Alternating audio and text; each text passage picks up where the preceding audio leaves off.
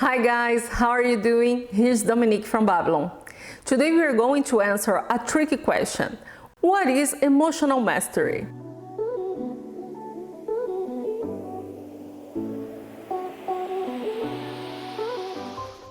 We've all had situations where our emotions got the best of us. Often it's because we didn't realize what was happening until we were too far down in the emotional train to change it.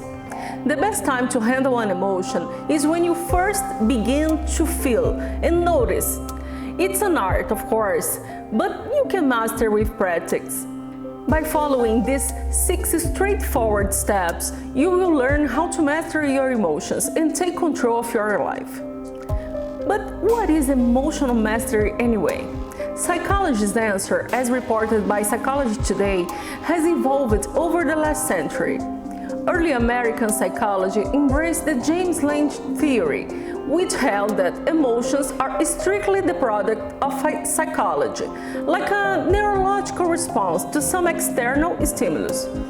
This view evolved, thanks God, when the Cannon-Barth theory asserted that the brain's thalamus mediates between external stimulation and subjective emotional experience.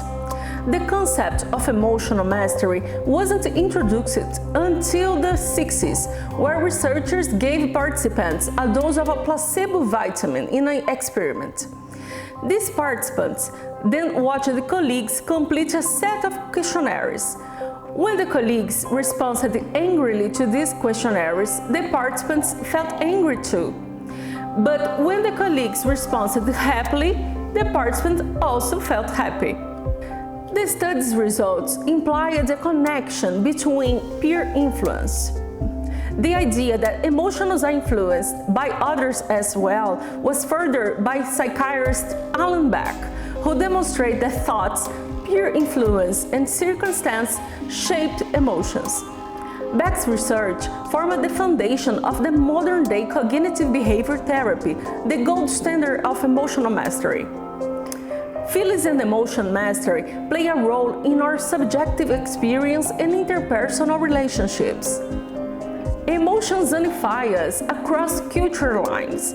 There are 6 basic emotions that are universal in all cultures: happiness, sadness, fear, anger, surprise, and disgust. We all the human beings, experience these feelings, although there are cultural differences regarding what's an appropriate display of these emotions. Emotions govern our sense of well-being. Since emotions are a product of our experience and how we perceive those experiences, we can cultivate positive emotions by focusing on them. So there are 10 power emotions that cultivate emotional mastery by creating a base of positive affect.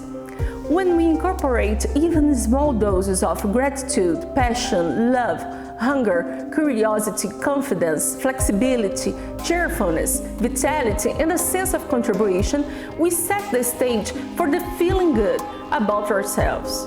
Emotional mastery supports the health relationships.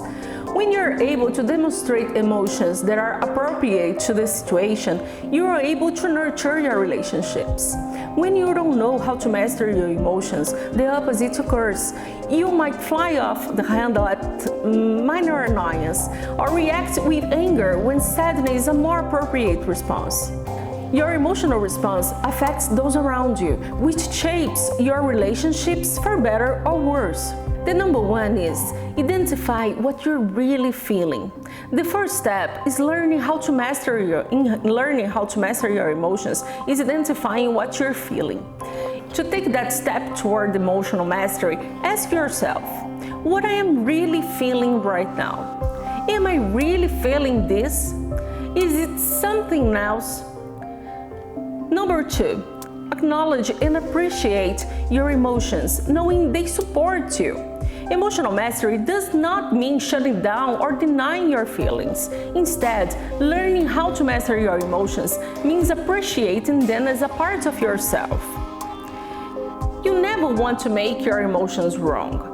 The idea that anything you feel is wrong is a great way to destroy honest communication with yourself as well as with others.